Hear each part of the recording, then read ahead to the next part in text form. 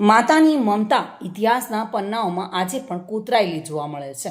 એટલે જ કવિઓ પણ કહીને ગયા છે કે જનનીની જોડ સખી નહીં જડે રે લોલ.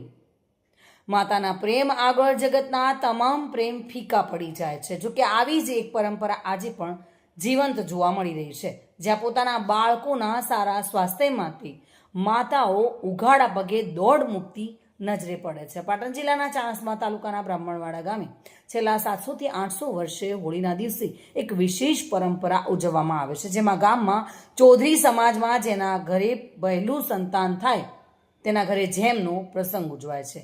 અને આ પ્રસંગ સમગ્ર ગામની મહિલાઓ સાથે મળીને ઉજવે છે.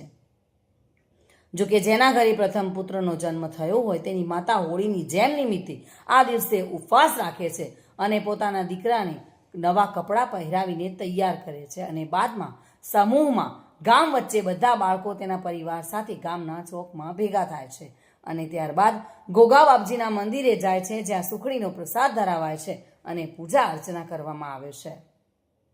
સમગ્ર સમાજની બહેનો આ ઉત્સવમાં જોડાય છે. ઘીની સુખડીનો પ્રસાદ કરવામાં આવે છે. આ પ્રસાદ તમામના ઘરે આપવામાં આવે છે અને જે મહિલાને જેમ હોય તે મહિલાને ગોગા બાપજીના મંદિરે દર્શન કરવાના હોય છે. અને ત્યારબાદ તમામ ઉપવાસધારી મહિલાઓ મંદિરેથી ઉઘાડા પગે તેમના હાથમાં શ્રીફળ રાખી અને તેમની પાંસળી ભરવામાં આવે છે અને પૂજારીઓ દ્વારા દોડમાં ભાગ લેનાર માતાઓના હાથ કપડાથી બાંધવામાં આવે છે.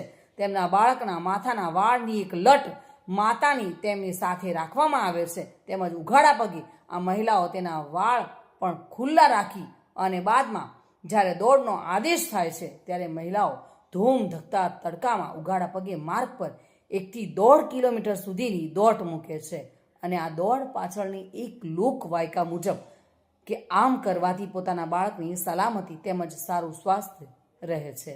તેના માટે મહિલાઓ પરંપરાગત રીતે પેઢી દર પેઢી આજે પણ જાળવી રાખી છે, જેમાં ચાલુ સાલે ગામની 6 જેટલી મહિલાઓને ત્યાં પ્રથમ પુત્રની પ્રાપ્તિ થઈ અને તેની તમામ બહેનોએ આ દોડમાં ભાગ લીધો છે.